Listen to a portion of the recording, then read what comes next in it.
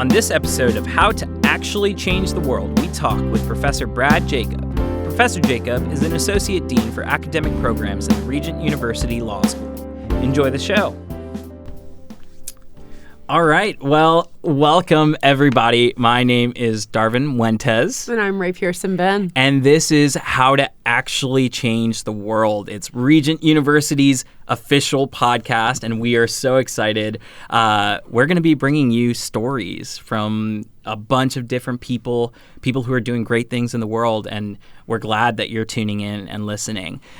Before we begin, please like, subscribe, and if you're watching on YouTube, go ahead and hit that like button, put a comment, as well as ring the bell notification and tell when you a friend do that. Yes, well. Please tell a friend. Tell all your friends. Send the links to them. We are very excited, and we want people to hear these stories. So, without further ado, our first guest here today is Brad. Is that His what name we're is calling him? Brad. It's so great. Is that it? It's Brad. Some guy named Brad who wandered in off the street. Let's qualify Brad, okay? Brad is a really great guest today. Mm-hmm. He is in our law school. He's one of our professors, and his name is Brad Jacob. That's his last name. I added that there. Would you please introduce yourself, Brad? You've already introduced yourself as very comedic and fun, and you're a hoot. So please introduce yourself. Well, I'm Brad Jacob, and I'm an associate dean and a professor in the law school. Been at Regent for 21 years. Came here in 2001. There's a whole burning bush story of how I got here in 2001 that involved a member of the faculty dying to open a spot on the faculty for me. Wow. It's quite a story. Before that, I began my career as a lawyer in a huge law firm in Maryland, and moved on to a succession of jobs in Christian ministry and higher education. I was part of a group that tried to start a Christian law school back in the 1990s that failed. And I was part of a group that started a Christian college up in Northern Virginia around 2000 that succeeded. And so I've was with Prison Fellowship Ministries for a while. And then God brought me down here to Regent in 2001. So I'm a constitutional lawyer. That's my field. And is this the very first podcast? Am I your first guest ever? You are not our very first guest ever. Why didn't you just let him? We could have made him. I could have made you the very first guy. It sounded like you were setting me up as the first guest. I'm sorry to break your spirits. So actually, this has been going on for 12 years. Yeah. You ran out of smart You're people just to talk to. another guest. Okay. No, but we are very excited to have you, and thank you for joining us today. Though you are not the first, you are the first constitutional lawyer we have. Absolutely. Well, okay. Look at that. I'll accept that. What an honor for me. It's making history. Yes, yes. So actually, we want to really jump in right now. There's a lot of conversation in the air. I mean, like every 4 years we have an election, and there are things that go on. Politics is a huge point of contention within the world, and a lot of people kind of just listen to news, they hear things from a friend, all of these different things. And we kind of just want to set like some foundational things and talk about some foundational things and just hear your perspective on those foundational things. And one of those is actually a word that I have heard anecdotally thrown around, as well as I've heard law students more so than any other person throw this word around, is the word pluralism. And it's a big word for people who have never heard it before. I just turned in my seat. So I have a class in front of me. Yes. I'm ready. Yes. I'm ready to teach. Do the law professor thing. Yeah. So could you please give us a definition of what pluralism is, and then maybe Go from there. Yeah, we'll go from there. Okay. Well, pluralism refers to a plurality, a multiplicity of things, more than one, multiple views. We typically use it talking about religions, talking about worldviews, that we live in a culture where lots of people have different fundamental assumptions about what the world is like, what's important, how you live your life. The United States has always been pluralist. We've always had a variety of views. But for much of the country's history, there was kind of a veneer of sort of Christianity. It wasn't that everyone was a Bible-believing Christian, but there was sort of a Christian-ish culture. Some people have referred to it as moralistic therapeutic deism is a phrase that you hear sometimes, that it's sort of there's a God and we're all supposed to be good people, and if you're good you go to heaven, and so while there was pluralism in the sense of Baptists, Presbyterians, Anglicans, Catholics, in the last century, pluralism has kind of exploded in this country, and especially in the last, I guess, 50 years maybe, since the 60s and the sexual revolution, and everything's kind of changing in my youth. Now we're a country that the Christian portion of the population is dwindling rapidly. I don't know that it's accurate to say that Christians are a majority religion in this country. Maybe if you include all the nominal people, they are. But we have so many different faiths and worldviews, whether they're Buddhists or they're Hindus or they're Muslims, or they're just kind of spiritual people who don't believe in any particular religion, any particular vision of God. So many, it's almost an a la carte menu today that people pull little bits of their beliefs from here and there. Yeah. And so, pluralism is now, I guess, much more plural than it used to be, because there isn't even the ability to come back and say, well, at least we all believe there's a God, right? Yeah. And we all believe God wants us to be good, and we've got some kind of understanding of what good looks like. Even, we can maybe look at the Bible and some of those things. America today is in tremendously pluralistic culture. Yeah. Well, what problems, what tensions do you believe exist because of the pluralist society that we have? Well, you end up with these fundamental differing visions of the good, right? And we see this, I'm a church-state lawyer. We see this in the church-state arena. If a state says, we're going to provide scholarships for students to go to private schools and will include religious schools, is that a good thing or a bad thing? Well, some people are going to say, well, that's good. It's good to encourage people to be religious, and if that's what the parents choose, why can't the state let the money follow the kid there? And others will say, we can't take our tax money and use it because these religions are basically bad. They make people be backwards and bigoted and hateful, and we don't want that. It affects abortion debates. It affects so many of our public policy issues where we have just these fundamentally different views of the good. And we're not only pluralist, we're polarized. And there's so little effort either in the public at large or in our political leaders to find common ground anymore. That we end up just fighting over everything. And there's no common basis for making decisions. Well, with pluralism, though, and just like you said, years back, it was a whole different view. And then now you jump 20, 30 years, and pluralism has pluralized. And so we are to assume, when you look at history, you're now supposed to be able to predict where we're going by looking at how history hits me. So 20 years, 30 years from now, my children are going to experience an even more pluralistic world. So where do you feel like legally we could draw a line and still not infringe on people's rights? It's hard. I mean, it's not easy to do. I think the biggest trick is we expect too much of our government. And we expect too much of our Constitution. We expect to get answers to all the questions. And of course, I want the answers to be my side's answer. I don't want the other side's answer to win. So when you're in this sort of no compromise, take no prisoners kind of mentality, I think we're in a really scary place right now as a country. And again, we're not looking for the places where we agree. We're looking for the places where we disagree. Let me give you an example. The hottest issue right now, we've had some huge stuff in the Supreme Court the last couple of weeks.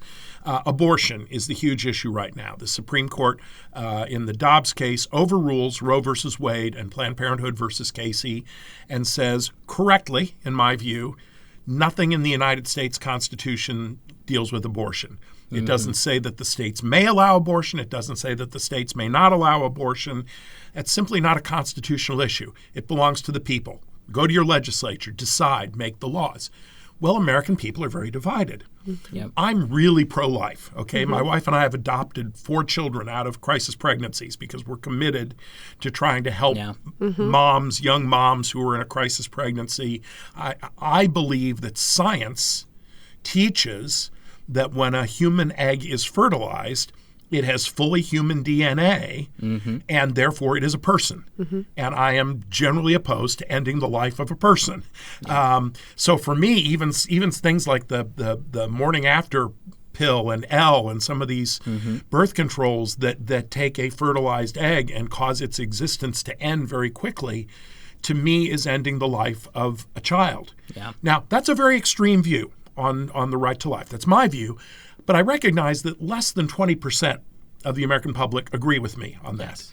And there's another less than 20%, on the other hand, who say a woman should be able to abort her baby right up until the moment of live birth. No restrictions, which is pretty close to what Roe did. Yeah.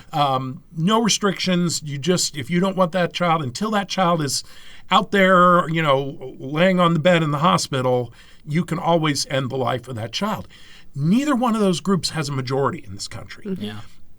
There's 60+% in the middle that want a more nuanced view. Maybe it's, I'm okay with abortion at 6 weeks, maybe 8 weeks, but not 20 weeks and not 40 weeks. And excuse me. How do we deal with rape and incest? And what about physical harm to the mom? I think everybody agrees if the mother's life is at stake or if it's an ectopic pregnancy or some of those, of course you can do what you need to do. But there's all these interim cases, which is where the political process is by and large going to end up if this is decided politically. There will be a few states that protect all abortions, maybe New York and Massachusetts and California, and maybe a few that ban all of them where the mother's life isn't at stake. But most states are going to reach some sort of compromise that the majority of the people can deal with. Yeah. And I have to be able to say, that's not my preferred moral outcome, but I recognize that I live in a pluralistic society, and I don't get to have my side win every debate. Yeah, I think that's an incredible point, that last part that you were just talking about, of the reality that, and this is, let's take abortion, put it aside. Let's talk about murders coming in the world. Let's talk about lying in the world. Let's talk about all of these very things that are evil in the Lord's eyes. That death is evil on its own. Death as a whole. Like, we were never meant to die. We were meant to be alive for all eternity, and then sin entered the picture. This is a reality that we live every single day, and we are always having that fight back and forth. And I think Paul says it very well, that the very thing that I don't want to do, I do. The very thing that I do want to do, I don't do. He's talking about the righteousness that he wants to attain and the sinfulness that he attains all the time. Yes. And that is exactly what we see here, that we're going to live in a world that is fallen and sinful. And this, we can still call it sin, whether they legislate it, whether they hold Roe versus Wade up. We can still call it sin, and we can still say this is evil, we should not do this, and still fight for those things, and we still have to reckon with it. So I think that's such an incredible point. Absolutely. And being willing to say, okay, if the law allows abortions up to 8 weeks, because that's what most people in Virginia or wherever it is want the law to be, then we'll have to live with that law. And if that's not my preferred moral choice, we live in a society where the law belongs in the hands of the people. St. Thomas Aquinas famously said that the law can neither prescribe every virtue nor proscribe every vice. There are some things that may be sin that aren't subject to the civil law. And when we're going to govern a state, a country, we've got to work together with people who may not share our views. And we used to be able to do that in this country, and it's largely broken down. Yeah, I think, that's such a hot topic right now, and it really does point out, are we really, trying to attain the virtues of pluralism working, or are we trying to go towards those polarized sides? And I think right now I'm pretty confident that there's a lot of people trying to go towards those polarized sides. I would love for more people to seek, okay, these and like that's the basis of a democracy, or republic democracy, that there are compromises that are going to have to happen. And we're going to talk about a compromise that happened in history, but that either people believe this compromise was totally terrible and we need to throw away the Constitution because of it, or there were changes that happened that made that compromise basically illegitimate, no more, and like it doesn't apply to us anymore. So we'll talk about that shortly. But this has been a really great conversation so far. So we're going to take a quick break, and we'll be right back with you guys.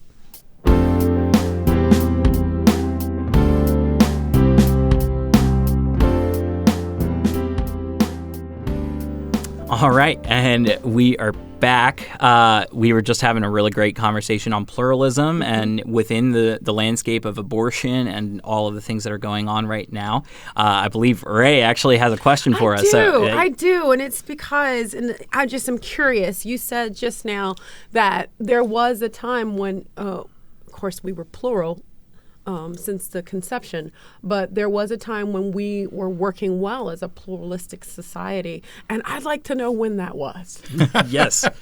Well, I think it's varied at different points in our nation's history. We certainly consensus broke down and led to a civil war. So the slavery issue was a big consensus destroyer.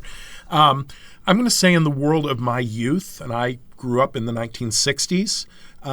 There was a fairly good cultural consensus that let people work together. And again, it wasn't that everybody was Christians. It was this sort of moralistic, therapeutic Deism kind of thing. But people discussed issues. The Democrats and the Republicans weren't nearly as far apart as they are now. And we were more able to I think work on stuff together. Public education was a lot easier because you didn't have every group waiting for you to say the wrong thing. Now I have so much empathy for public school teachers, because if they say something about God, the ACLU is going to sue them, and if they don't say anything about God, then our friends at the ACLJ will sue them, and somebody will sue them, and you know what I mean. There's just they're trying to walk this tightrope because everybody gets offended so easily. And when I was young, there wasn't so much of that. There was now, believe me, I'm not suggesting that the world of my childhood was an idyllic world and everything was wonderful. I mean, I've got black children, and if we'd been in Virginia in the 1960s, life would not have been pleasant. Thank you for saying that. Yeah. I mean, this was. It's not like everything was good then and everything's bad now. Some things were awful then and are much better now. And but I think on this sort of worldview issue, is there some kind of a way of building a consensus to discuss issues? In some ways, that existed. At least if you were white. Okay.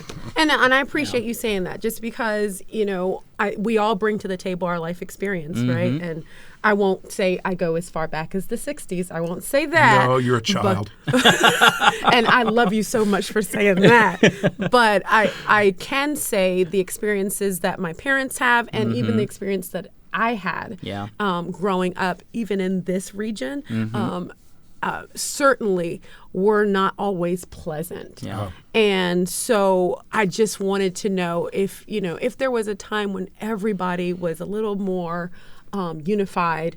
I'd like to know when it was. Now, I think right now there is so much greater distance between people.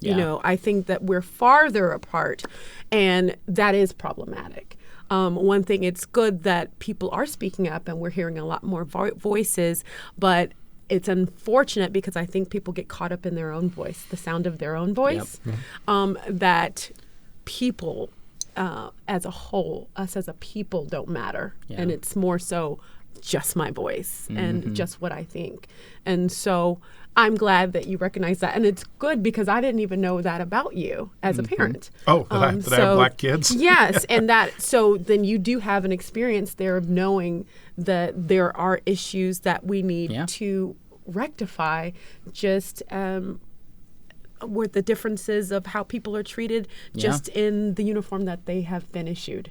Yeah, it's, in many ways things have improved, and the lines get drawn in different places. You know, what was the flashpoint in the 60s is not the flashpoint today. Yeah. We have made a lot of progress. Yes. There's a wonderful movie called The Help. I don't know if you've ever seen that. It's one of my faves. But when I was watching that with some of my kids, I was kind of trying to judge the year by President Kennedy's death happens in the movie, and I'm looking. Okay, you know that little blonde-haired girl whose nanny is kind of the lead character in the movie. That little blonde-haired girl is just about my age. She's almost exactly my age because she's about 5 when Kennedy dies, and I was 5 when Kennedy died. And now I didn't grow up in Jackson, Mississippi. I grew up outside of Chicago, very different environment. But it's like, that's not that long ago. Right. Yeah. You know, Right. as horrific as that world is to us today. So we've come a long way, but we sure haven't solved all our problems. Yeah, and I think it's important to recognize for living in a pluralistic society, it's important to recognize we're not going to solve every Right. problem. Right. Like we're not going to solve Not all this of our side of problems. heaven. That's what Yeah, heaven's not for, this side of right? heaven. That's what heaven's for. And that's exactly, I think Jesus' like life was showing us that he took the beating. He took all of the stuff that the world had to throw at him. He took all of the people who disagreed with him, and he spoke. He spoke the words that were true, that are from his mouth, from the truth source himself. You know, like he spoke these words into this world, into these people, and he taught them. But ultimately, he took the beating in this side of heaven, and he told us it's because it's going to be for something further, something in the future. And there will be that day when all of it's gone, when all tears are gone, all weeping, gnashing, all of the stuff that we feel now will be gone, and there will just be glory. There will just be true love, not a world's definition of love, but the love that Jesus has taught us to love. So, you know, I think it's so important to recognize that we're not going to solve our problems here, but we can walk forward together. We can make improvements. Nothing's new under the sun, right? That's Absolutely. Ecclesiastes, and these same things have been around in different ways. I mean, you look at Jesus' time when they use the word Samaritan.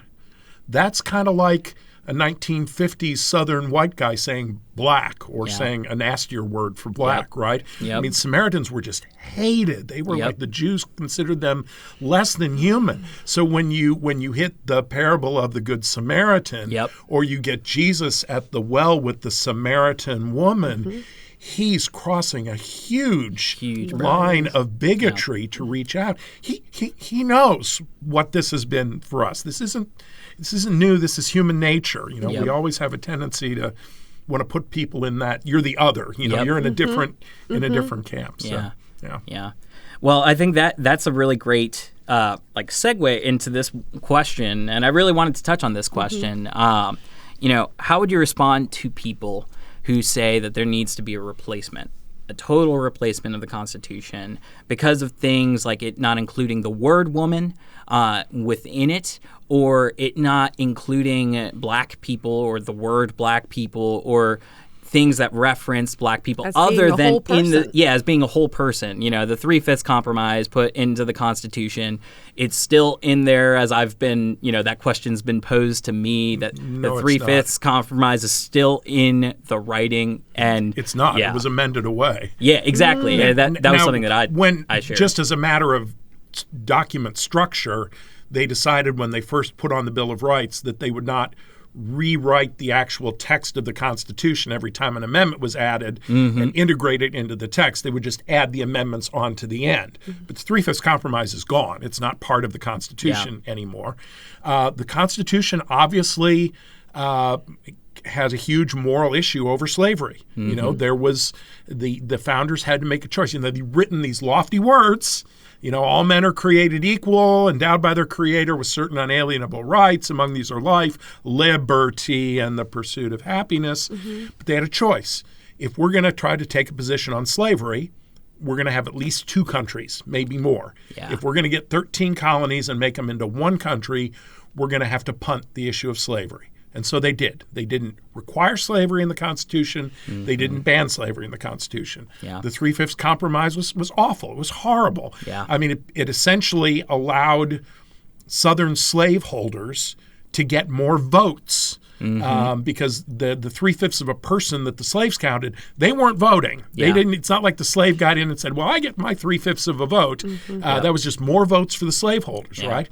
And it skewed the House of Representatives towards slaveholding, and the Electoral College is based on the House of Representatives, so it skewed that Southern, which is why so many pre-Civil War presidents were slaveholding Southerners, Virginians. We have all these Virginian presidents, almost all of them except Woodrow Wilson, who was also a piece of work, were pre-Civil War because Virginia was the dominant Southern state. So the presidents leaned Southern slaveholder. You got John Adams, John Quincy. There were few, but for the most part, Southerners, they appoint the Supreme Court. Guess what? The Supreme Court had a Southern slaveholder bent up until the Civil War. That gets us to the Dred Scott decision and all kinds of nastiness. So it was there. It was a terrible compromise, but it went away. At the end of the Civil War, we have the 13th Amendment that ends slavery, the 14th Amendment that says the former slaves are now citizens. They're citizens of the state and the nation. They get to vote. You can't deny them the vote on the basis of their skin color or their form. Now, did it always work? No, because then we get into Jim Crow. We get into the southern states fighting it. But the Constitution fixed that problem. I don't want to kind of get into a linguistics thing. The fact that man was used conventionally to mean people generically, and that you could say all men are created equal, and that wasn't implicitly saying, but women aren't, although in many ways women weren't back then. But to say that, well, there's something wrong with the Constitution because we haven't gone back in every place it says man, right in man or woman or ungendered person or whatever we culturally now have to say. I think that's a silly argument. Women are in a position of full equality today. They have strong protection under the Equal Protection Clause. None of this stuff exists anymore. I use my hands a lot too. I'm sorry. You think I'm Italian? I talk with my hands.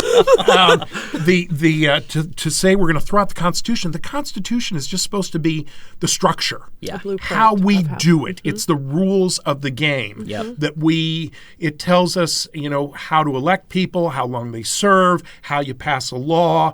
It's not supposed to answer all the political questions. There's nothing wrong with the Constitution. We can debate, should we get rid of the Electoral College and have direct election of presidents? I think that's a very reasonable debate. I don't think either position on that is crazy. I can argue for either one, right? We can change things in the Constitution, but there's nothing foundational about the structure of government that it sets up that isn't working. The problem we have is the way the people are using it, and the people who are running for office, and this sort of, if you're not in my party, you're my enemy, and I'm not just going to disagree. I'm going to destroy you. That kind of mentality has really hurt our country. But I don't see any reason why the fact that there was a problem that's been solved means we should now throw the Constitution out. I don't see the argument. With that, then why do you feel like, and I feel like I heard a bit of that answer in what you just said, why do you feel like it is so necessary to have the Constitution? Like, why is it still that living, breathing document that's necessary for today?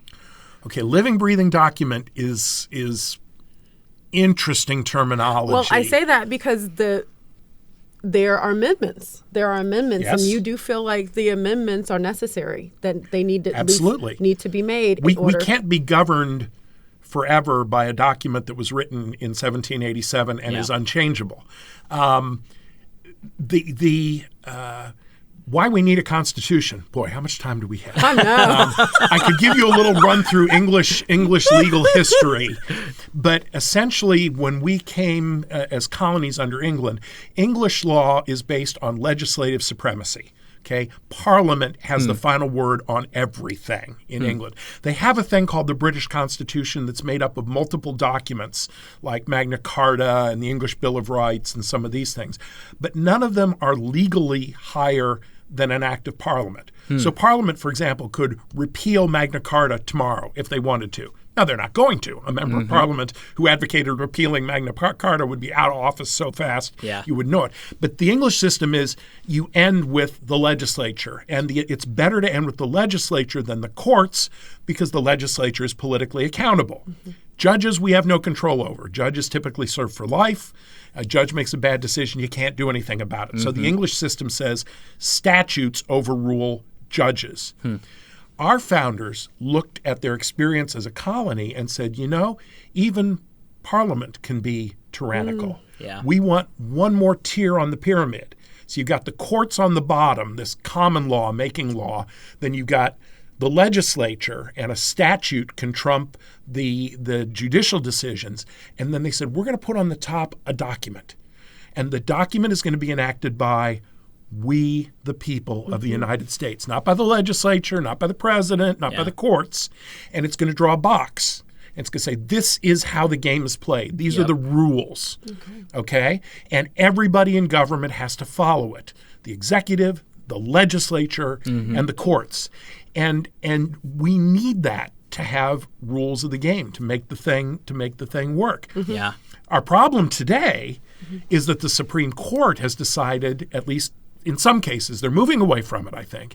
But for many years, the Supreme Court has basically said, we can make the Constitution mean whatever we want it to mean, whether it's in the document or not.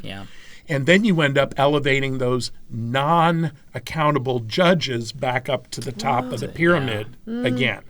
And I've sometimes said, if the Constitution really is a living document that we don't have to worry about its text, the judges can just make it mean whatever they want it to mean, I'd rather go back to legislative supremacy. I'd rather have it end with Congress because at least I get to vote for Congress. I don't get to vote for the Supreme Court. But if they're doing it right, there's an amendment process, and if the thing gets dated, we should just go in and change it. But we don't anymore because they can't agree on anything. And I think that's very true, and I think that's true across the board. And we will have to wrap up here. I know. This is good. Such a great, Can we do it again? Such a great conversation. This is so much fun. We would love to have you back. But I think, and you talked about earlier, like not going into a linguistic game, and I think it's, yes, we need to be able to share, ideas and thoughts and read the Constitution and be able to read it and understand what it means, what it meant when the person wrote it, who they were speaking to, their audience, understand it contextually. And I think that's what we've run away from in a lot of areas. I mean, you see it biblically. That's huge issue within the church. Absolutely. Is you read it and you're like, this is what it means to me, and therefore it's my meaning, my thoughts, all the things that I think I'm imposing onto the text. It's a great parallel. What some churches try to do with the Bible is what some in government try to do with the Constitution. I want to remake it in my own image. I want to make it be what makes me feel good. Comfortable. Right? And to be a pluralistic society, we all have to come on and say, it means this. How does that apply then? And so this has been awesome talking about this. I love talking Constitution. We could talk for hours on this. Yes. And you actually have the knowledge. In the words of Captain America, I can do this all day. Oh, my goodness. Well, this last question will wrap us up for the day. We asked this of all of our guests, all 12 years worth of guests. You're down at the bottom of the barrel now. You guys are really desperate. It's our namesake. It's how does someone actually change the world? So could you give us from your perspective, how does someone actually change the world? Goodness, how does one change the world? I think a lot of what we need Christian leaders doing these days is showing the love of Jesus. I think so much, and part of this is I think there's a portion of the church that has allowed themselves to be hijacked by politics and by a particularly sort of nasty, unpleasant brand of politics. And I always just keep going back to the fruit of the Spirit is love, joy, peace, patience, kindness, goodness, faithfulness, gentleness, and self-control. And when I'm trying to train new lawyers. I figure if I can send out people with skills and ability and a love for other people, love God with everything you got, and love all other people. Yeah. People who disagree with you, people whose lifestyles you may not think are right. You still love them. You still love them. And treat them with respect and honor and dignity because every single one bears the image of the Creator, you know? Yeah. So for me, that's a world changer. And maybe you're Jay Sekulow and you're in the Supreme Court winning huge, important cases, you know, or maybe you're somebody in a little one-person law practice in some little podunk town somewhere, and somebody's coming in and they're crying in your office and their life is falling apart, and they need a lawyer who can help them and also pray with them and care for them. And there's so many different ways, but I see, leadership to change the world coming out of Christ-like character and the fruit of the Spirit being lived out where God puts us. Amen. What a good word. I feel like he's preaching to us. No. I love it. Oh, man. Did I get all 3 points of my sermon in? I'm a Baptist. I can do a 3-point sermon in easily in a half an hour. Oh, my gosh. Man, well, thank you, Brad, for joining us. That was Professor Brad Jacob on how to actually change the world. My name is Darvin. And I'm Ray Pearson-Benn. And we are so thankful that you tuned in and listened. Like I said at the beginning, like, subscribe, ring that notification bell, and we'll see you on the next one.